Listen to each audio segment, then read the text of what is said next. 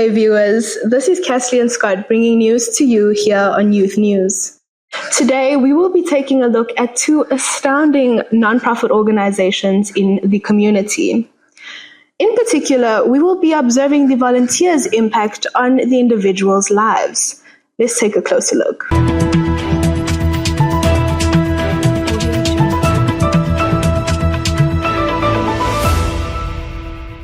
Up first, the Childhood Cancer Foundation, also known as the CHOC Foundation, situated in the heart of Johannesburg, in Saxonwold, which has been providing free health care and support to children and teenagers who have cancer and have been diagnosed with life-threatening blood disorders.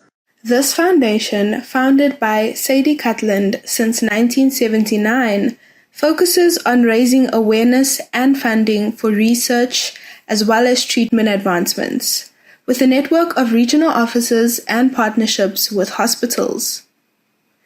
CHOC plays a crucial role in improving the overall quality of life for younger patients as well as their families across the country. Our correspondent Musulu Okechukwu has visited the foundation. Let's hear what she has to say. Thank you, Cassian. Today we're here at the inspiring CHOC Foundation, where passionate volunteers and staff from all backgrounds come together to save lives through comprehensive, emotional, and practical support. We have different areas as part of our operations as CHOC. So we have the hospital, we have the house here, and then we also have a very big fundraising and events drive. So for the hospital, we have what we call ward volunteers. So they go into the ward and they entertain the kids, they do arts and crafts with the kids, and sometimes they just sit and play with them just to give them a bit of comfort in this very difficult time that they're going through. And in the house, it's the same because we have outpatients. So the patients that are not at the hospital then have time to come either to the house as they go through treatment on specific days. So then when they are at the house, we do have some volunteers who come and do the same things that they would do with them at the ward. We have a particular lady, she comes in on Wednesdays at this particular house in Saxonwold, and she does arts and crafts, she plays with them, they do games and everything.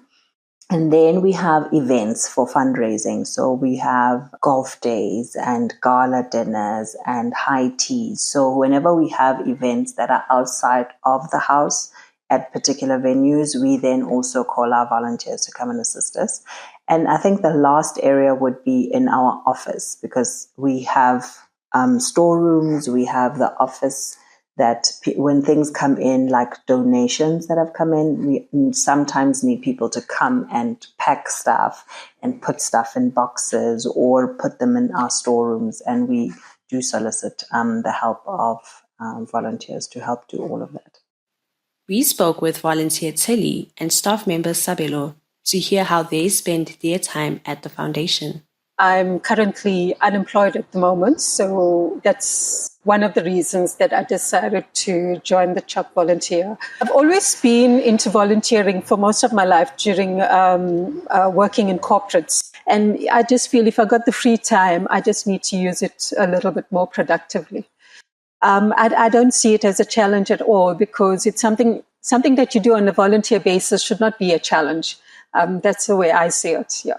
Well, we deal with really little kids and then some teenagers, and coming from very vast communities, you'll see the differences in the kids coming from different communities.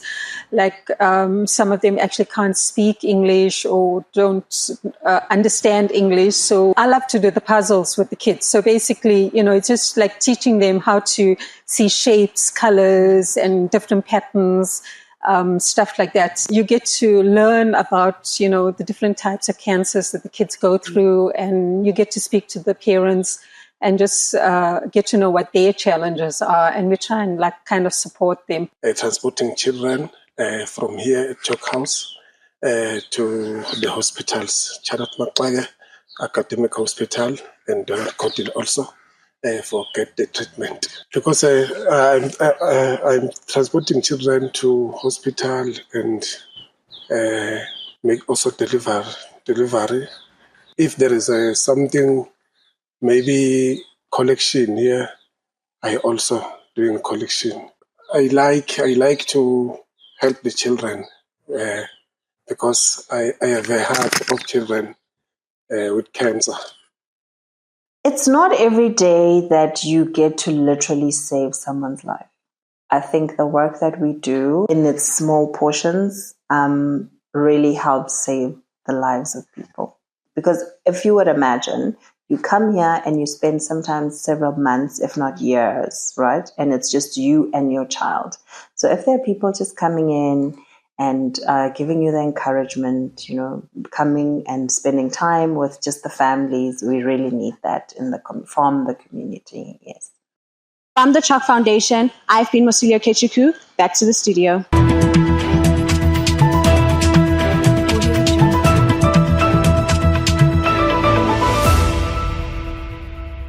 Up next, we have the Ray of Hope Foundation. This nonprofit organization focuses on uplifting poverty-stricken settlements by providing the necessities, whether it is clothing and food, as well as hosting sanitary pad drives in order to improve the quality of life of those in the surrounding areas.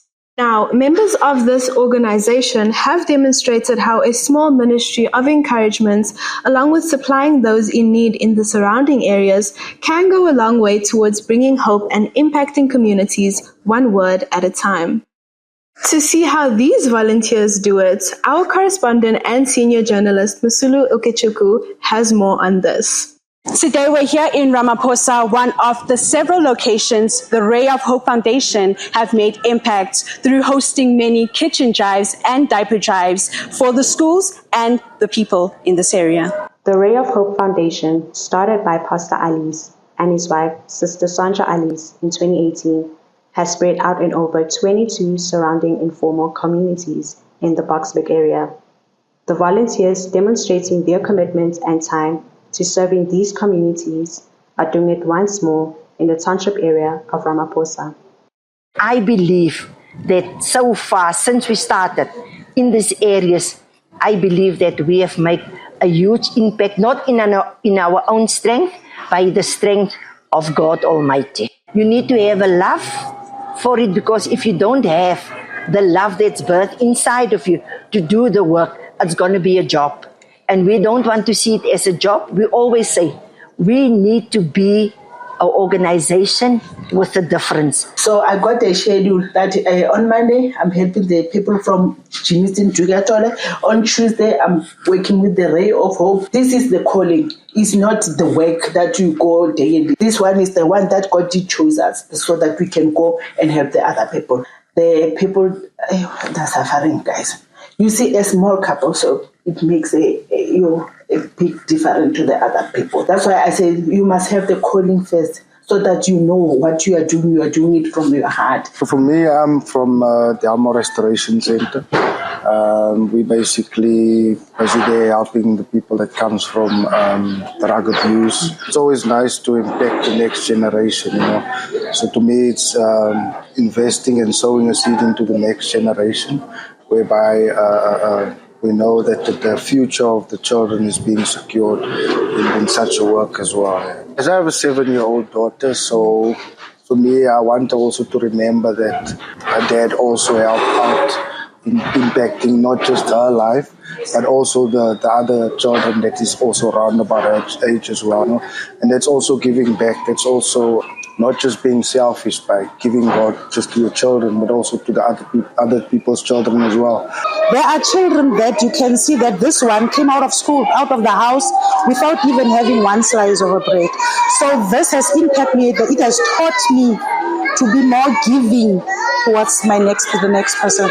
This project has helped our school so much. Most of the children are coming from poor family, if I can put it in that way. So we are really thank you for what you did for us and the whole children. Well, there you have it. That has been the Ray of Hope Foundation. From me, Mosili Okechiku, back to the studio.